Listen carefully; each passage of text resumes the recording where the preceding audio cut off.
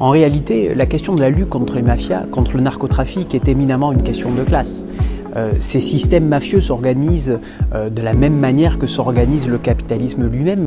Bonjour à toutes et à tous, nous allons débuter aujourd'hui l'examen du texte de loi contre les narcotrafics au Sénat, un sujet pour lequel je travaille depuis plusieurs années. Avec mes collègues Marie-Arlette Carlotti et Guy Benaroche, nous avons interpellé le président du Sénat, Gérard Larcher, pour qu'une commission d'enquête sur les narcotrafics puisse être initiée par le Sénat, et les travaux de cette commission d'enquête débouchent au texte que nous avons aujourd'hui présenté au Sénat.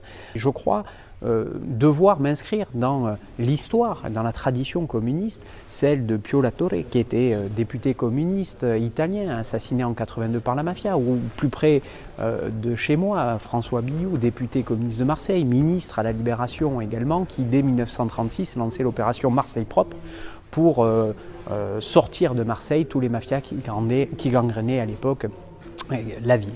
En réalité, la question de la lutte contre les mafias, contre le narcotrafic, est éminemment une question de classe.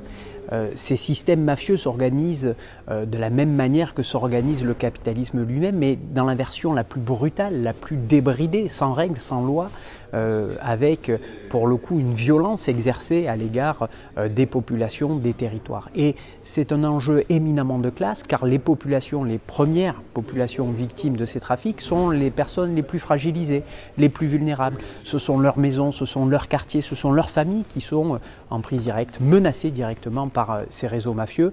Et nous devons apporter des solutions à tous ces gens qui souffrent au quotidien de ces bandes mafieuses. J'en veux pour preuve ces jeunes qui sont malheureusement aujourd'hui happés à la sortie des foyers d'aide sociale à l'enfance pour intégrer les réseaux, souvent sous la contrainte, parfois même sous la torture.